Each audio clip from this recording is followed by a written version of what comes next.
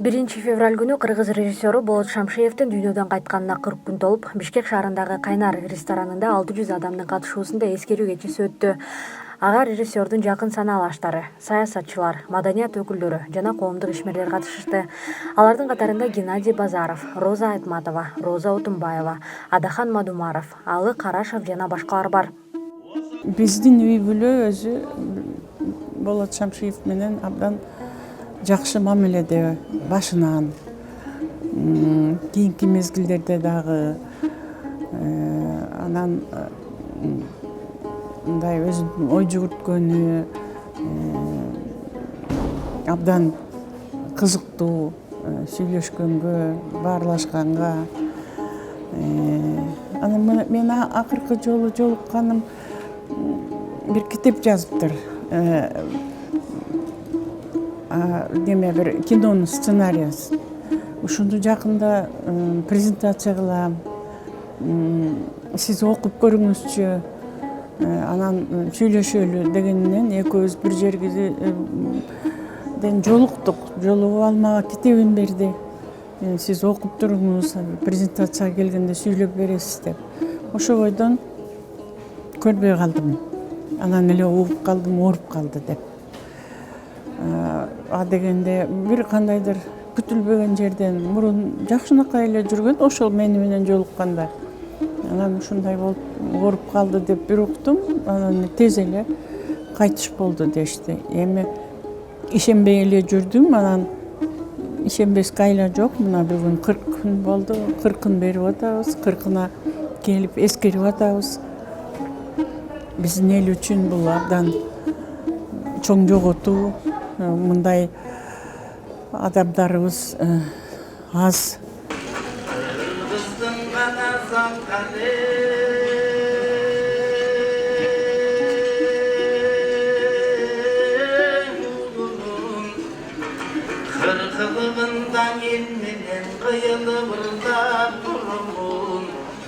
Эми бул адам абдан кенен, ой жүгүртүүсү, билими терең, тарыхты жакшы билген, маданиятты терең түшүнгөн адам катары баардык жагынан сөзгө тартып сүйлөй билген да.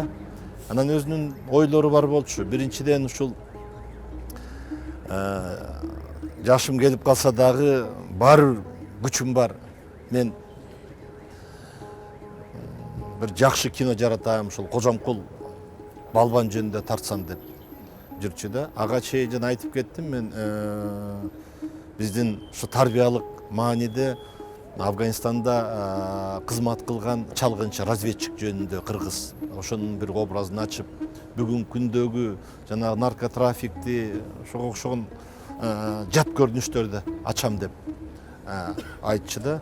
Анан албетте мында маданият тармагында айтып калды. Мына Сүймөнкул Чокморовдун 80 жылдыгы болуп, ошол музей, искусство музейинде бир кече болду. Ошо Миражан Карачев уюштурган. Ошол жерде биз кенен отурдук, кенен сүйлөштүк. Ал жерде дагы ошол Сүймөнкул Чокморовду кантип таап келгенин, аны кантип ушул киного киргизгенин, кантип жана ролдорду жаратканын айтып келди да. Эми саясат тармагында, спорт тармагында, жанагы улуттук оюндар тармагында көп эле ойлору бар болчу. Биз ушулар жөнүндө сүйлөшүбүз. Тилекке каршы ушул биз дайыма ушундай болуп калабыз. Эми ушундай залкар адамдардын тирүү кезинде баалай албай кеткенден кийин анан алака эме чыканак иштеп калабыз да. Ыйласын гана жазабыз.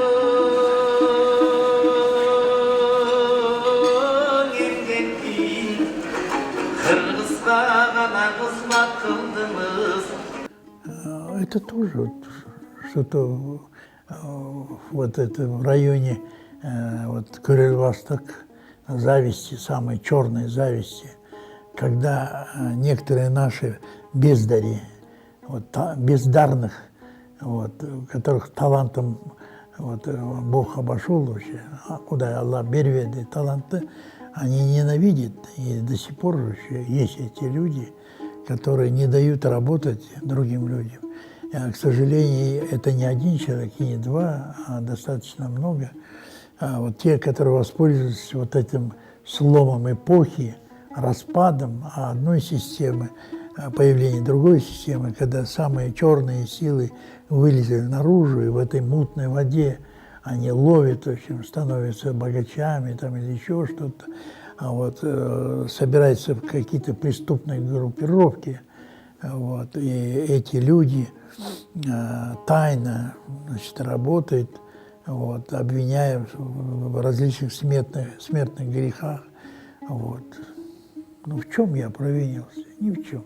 Болот Иванович, мындайча айтканда, бул биздин маданиятыбызды дүйнөлүк таанымга ээ кылган, ошондой эле кыргыз маданиятын дүйнөлүк маданияттын цивилизациянын бир бөлүгү катары алып чыккан инсандар бири болуп.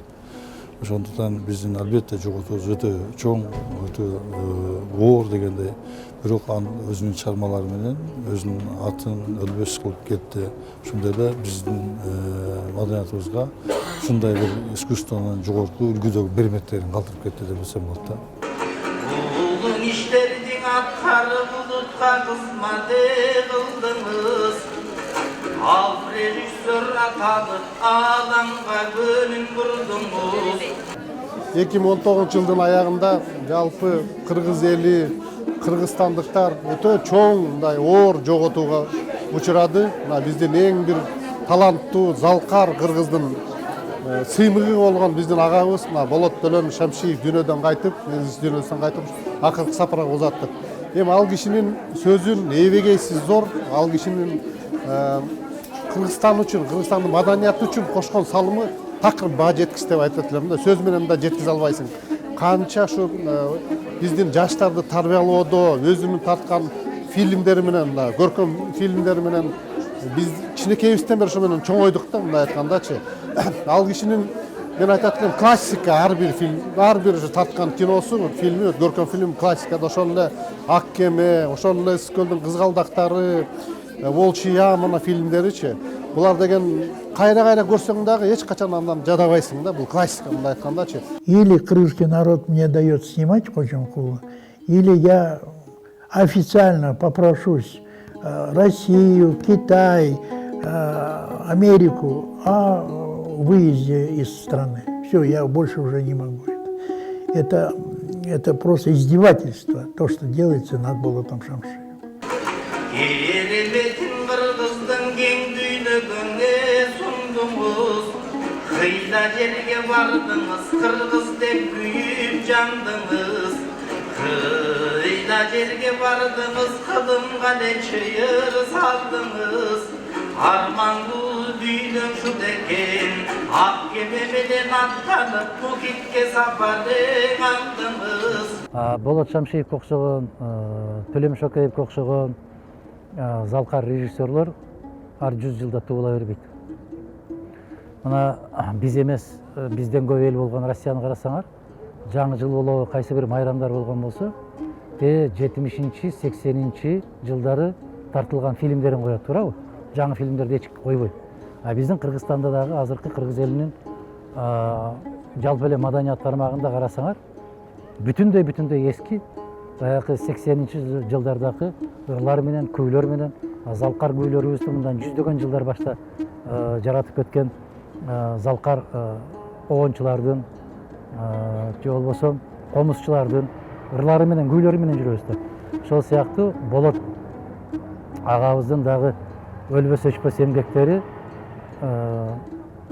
ал киши жөнүндө айтыла турган сөздөр алды да.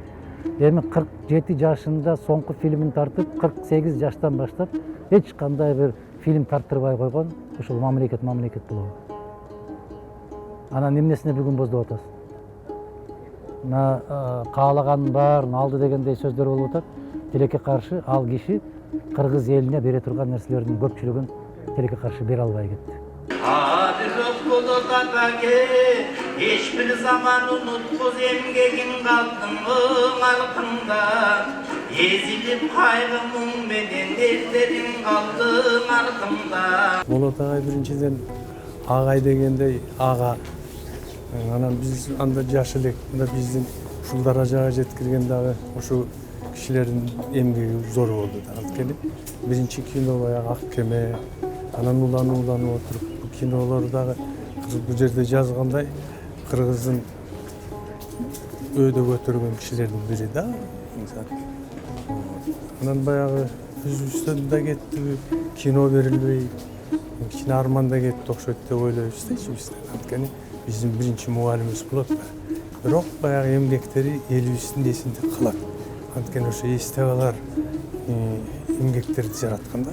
Кыраматылык деген ат кыйгарып турбуз айласыз, чыңгыз деген уулуңуз, чыбыгы гана чыккан мунуңуз, сүйүп айдай кызыңыз, артында гана калган муңдайтам, балдарың калды коштошуп, бакырган гана көз жашыйдайтам, аңседа кыргыз элинде, ата кемдин ойлосоң көп сыйлыкаң жулкунбай, жөнөкөй гана болуп өттүңүз. Последние дни я каждый день с отцом был, вот он ровно 4. Атам реанимацияда жаткан. 4 күн катары мен анын жанында болдум.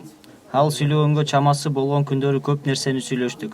Көбүнчө алдыдагы пландар, анын адабий иштери, келечектеги тасмалары тууралуу баарлашып жаттык.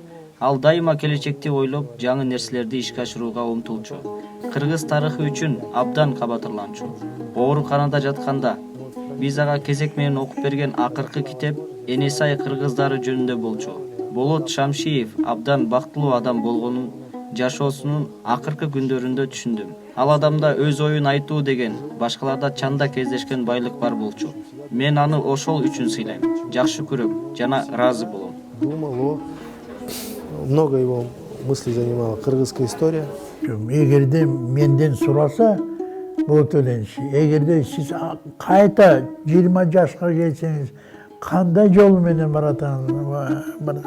Кого я выбрал бы путь, снова став 20-летний мальчишкой, я бы сказал, конечно, кинематограф, потому что, ну, видимо, я был определен.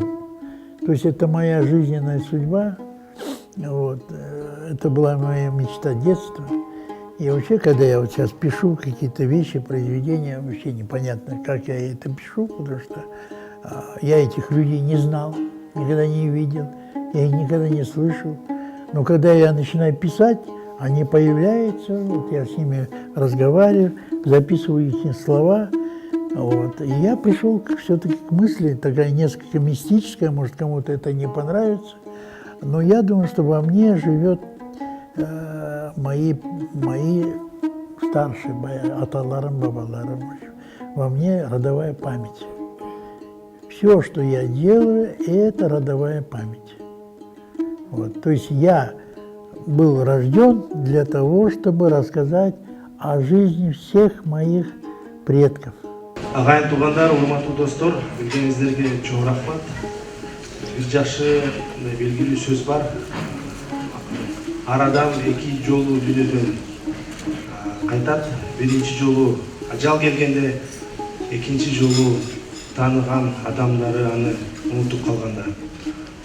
Ошондуктан биздин эң негизи тилегибиз биздин атабызды Болотбек Шамшиевди азыркы жана келе жаткан муундары эч качан унутпасын. Ушул тилеги менен биз жакында Болотбек Шамшиев атындагы фондун уюштурабыз. Ушул фондунун эң биринчи иш-чарасы атабыздын акыркы Каба жөө жүрөк китептин презентациясы болот. Биз сөзсүз баарыңыздарды чакырабыз. Эске салсак, Болот Шамшиев 2019-жылдын 21 декабрында 79 жаш курагында оорудан улам көз жумган. Ал Ак кеме, Караш-караш, Сүйүү закымдары жана башка бир катар белгилүү фильмдердин режиссеру жана кыргыз кереметинин көрүнүктүү өкүлү болуп саналат. Шамшиев 1975-жылы Кыргыз СССРдин эл артисти наамына, 1977-жылы СССРдин мамлекеттик сыйлыгына татыган. Ал эми 1991-жылы СССРдин эл артисти наамын алган.